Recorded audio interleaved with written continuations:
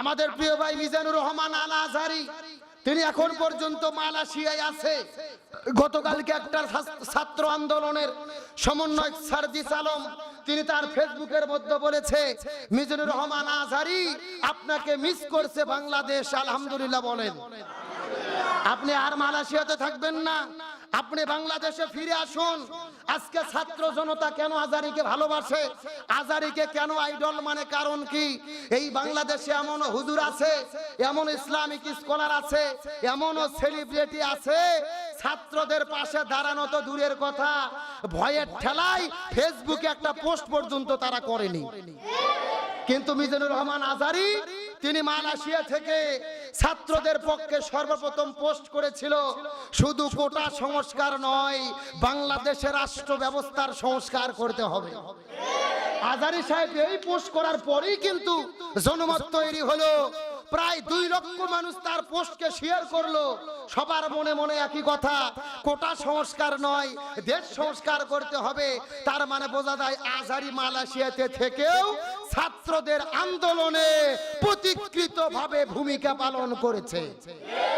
এই জন্য বাংলাদেশের ছাত্র জনতা আজহারিকে মন দিয়ে ভালোবেসেছে।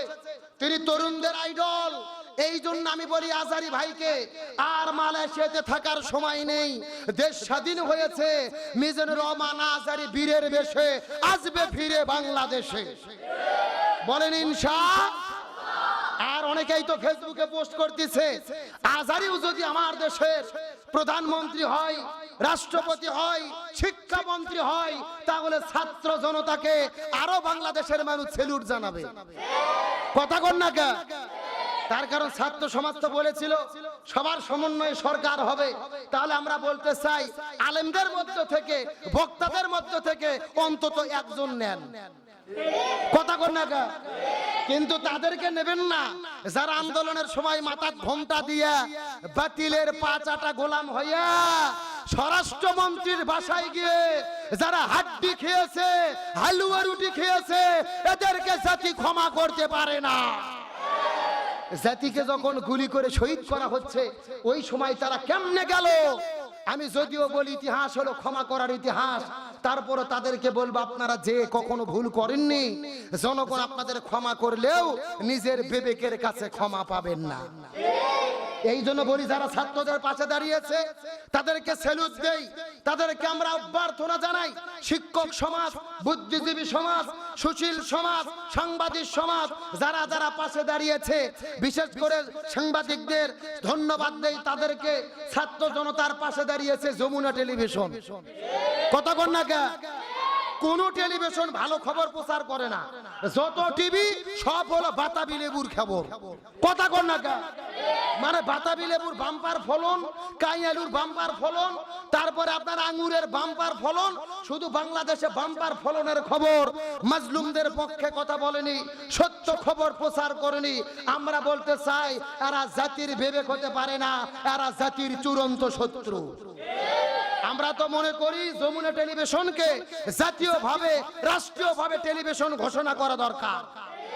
এই সমস্ত যমুনা টেলিভিশনের সাংবাদিকদেরকে স্যালুট দেওয়া দরকার, সম্মান করা দরকার, কারণ তারাই এই বাংলাদেশে এই অভ্যুত্থানের জন্য বাংলাদেশের মানুষকে সজাগ রেখেছিল।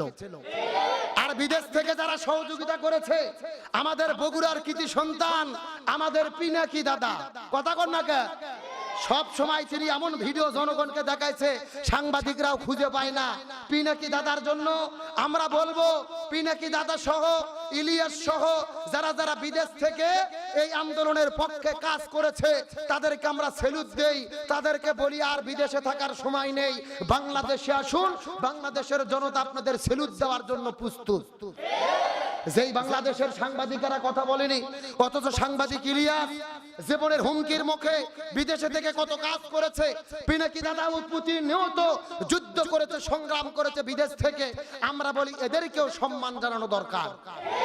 যারা জীবন দিয়ে শহীদ হয়েছে তাদেরকে রাষ্ট্রীয়ভাবে শহীদ ঘোষণা করা দরকার। শহীদদের পরিবারদেরকে সরকারিভাবে ভাতার ব্যবস্থা করা দরকার। এই বাংলাদেশে যারা নতুন করে স্বাধীনতা আনলো, এদের জন্য আমাদের বিজয়ী হিসেবে এদেরকে সম্মাননা মুক্তিযোদ্ধা ঘোষণা করা দরকার। তবে সেনাবাহিনীদেরকে একটা কথা আমরা অনুরোধ করে বলবো, গতকালকে রাতে সারা দেশে যেই হামলা হয়েছে, যেই ক্ষতি হয়েছে, সেনাবাহিনী যদি আরো গুরুত্বপূর্ণ ভূমিকা পালন করত, এই ক্ষতি হয়তোবা হতো না। কথা বলে না কেন? তার কারণ সেনাবাহিনীর প্রধান তো বলেছিল জানমালের নিরাপত্তা দেওয়ার দায়িত্ব আমরা নিলাম। তাহলে সারা বাংলাদেশে আমরা কেন সেনাবাহিনী দেখলাম না?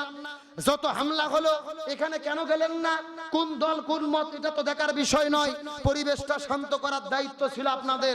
এই দায়িত্ব যদি আরো ভালোভাবে পালন করতেন, এই বিশৃঙ্খলা হতো না, মানুষের মনে আতঙ্ক হতো না। তবে সর্বশেষ আমরা বলি, ভারত যতই ষড়যন্ত্র করুক, যতই রোয়া পাঠাক না কেন, এই বাংলাদেশের 18 কোটি মানুষ রাস্তায় নেমেছে। আমি বিশ্বাস করি গত 3-4 দিন ধরে রাজপথে নেমে আমরা যা দেখেছি, এই রকম গণ আন্দোলন আর গণবিস্ফোরণ পৃথিবীর ইতিহাসে কোথাও ঘটে নাই। গতকালকে এবং আগের দিন আপনারা যারা রাজপথে নেমেছেন দেখেছেন।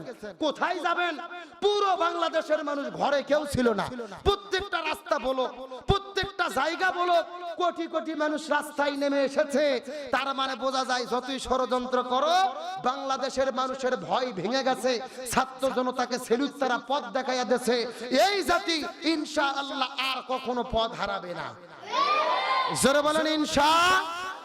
তারা যতই ষড়যন্ত্র করুক কাজ হবে না, জনগণের সরকার কায়েম হবে। তাহলে সর্বশেষ একটা কথা বলি, আমি আপনাদের মধ্য থেকে বিদায় নেই। তাহলে বলেন তো এজিদ কয়টা কাজ করেছিল? তারপরে এজিদ কি ক্ষমতায় থাকতে পারছে? জোরে বলেন পারছে? সর্বশেষ এজিদের লাঞ্ছনা বঞ্চনা করেছেন কে? আরো জোরে বলেন।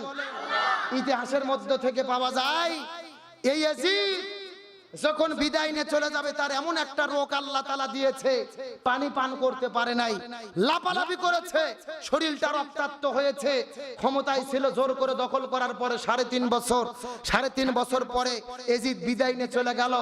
এই যে হোসাইনকে শহীদ করার পরে বলেছিল হোসাইনের নাম গন্ধ থাকলো না, আমি সবকিছু বিজয় করে দিলাম। কিন্তু বলেন তো হোসাইন পৃথিবীতে আছে না নাই? প্রত্যেকটা গ্রামে গ্রামে হোসাইন আছে না নাই? কিন্তু বলেন তো এজিদ আছে? এজিদ থাকা তো দূরের কথা, হিন্দুরা পর্যন্ত এজিদের নাম রাখে না। এ কথা কর না কে? হিন্দুরা পর্যন্ত এজিদের নাম। তার মানে বোঝা গেল জোর করে ক্ষমতা দখল করে হোসাইনকে, কোরআনের পাখিদেরকে, আলেমদেরকে বিদায় করে দিয়ে যদি পৃথিবী থেকে আলেমদেরকে নিশ্চিহ্ন করতে চাওয়া হয়, আলেমেরা নিশ্চিহ্ন হয় না, বরং যুগে যুগে এই জমিনে হকপন্থীদেরকে, আলেমদেরকে টিকিয়ে রাখে কে? আরো জোরে বলেন। আর বিদায় নিয়ে চলে গেল ইয়াজিদ। তার মানে বোঝা গেল জোর করে ক্ষমতা দখল করে থাকা যায় না, বিদায় নিতে হয়। আজকেও বাংলাদেশে হাসিনা পতনের মাধ্যমে